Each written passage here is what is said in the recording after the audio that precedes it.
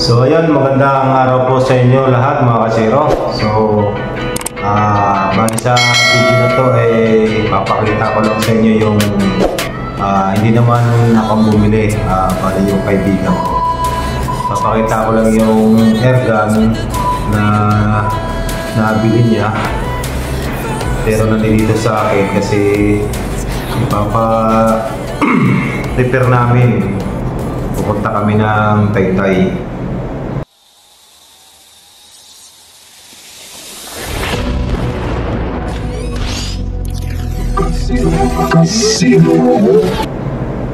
So ito yung airgun mga kasero, stainless, mahaba. Ayun, walang pamay ng inches to, mga 27 ata o sumubra pa. Stainless siya, saka malaki yung kanyang tangke. Bali si Uto siya, kaya lang sabi nung may-ari na nabili yan, isabog daw to. Ayan, sabi naman nung nakakalam 22 daw yung dito, pero hindi to 22. 22 di na kinakargahan ng ng hangin o CO2 para lang pumutok. Kasi ang importante sa 22 yung hammer spring papaltak. Pala yung balahan niya. So maraming ayusin dito, i-repair. Kaya 2,000 na lang yung tinawad namin. Ito. Siguro ko yung binabala dito yung parehas sa anong airgun ba yan, yung Junior Mangyo, yung may disabog yata na pulitas.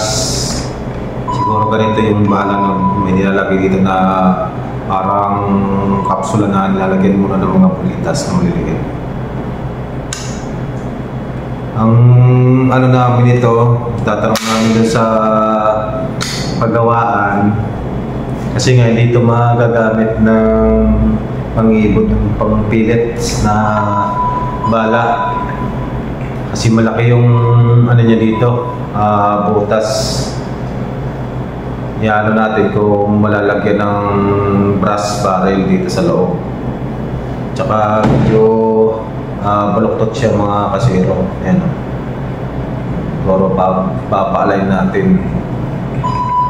Tapos isa na rin dito yung baka dito lalagyan din dito ng brass. Kasi masyadong malaki yan, maluwag. Tapos itong pellet po siya baka palitan. Tapos itong mga hinang malinis.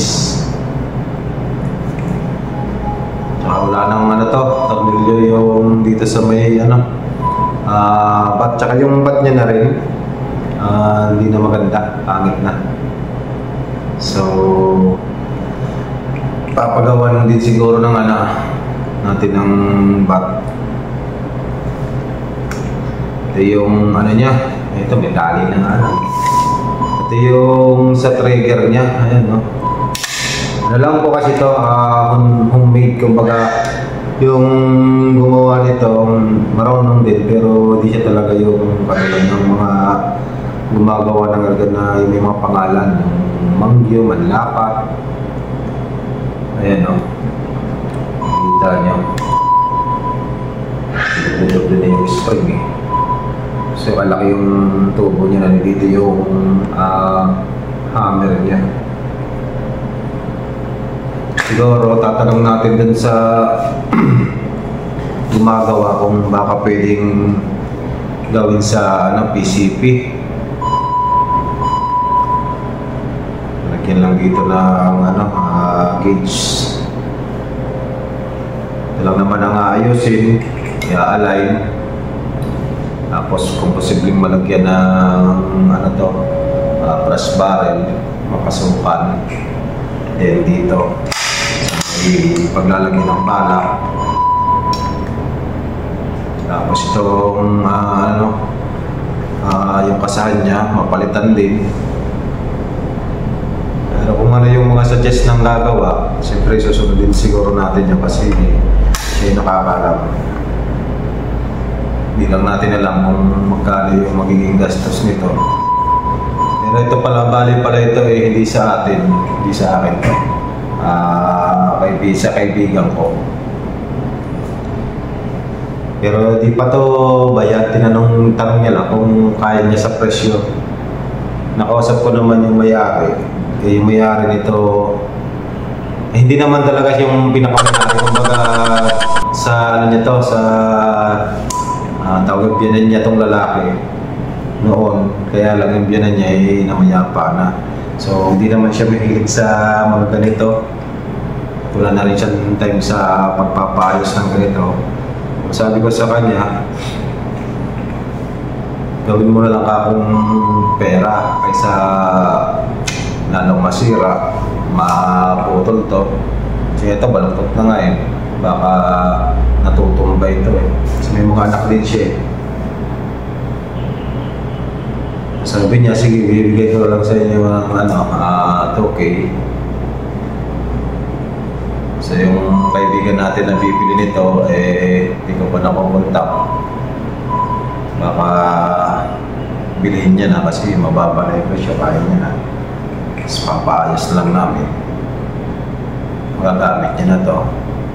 Napalagyan pa natin dito ng lalagyan ng scope kung sakaling maayos to. Tingin ko kaya-kaya tumayos kasi ito lang naman yung nakikita ko mga problema eh. Ito baluktot, tapos lalagyan lang ng brass barrel para mapagbalaan ng pellets. Tapos naman yung kanyang mga sa trigger spring lang yung problema. Tsaka ito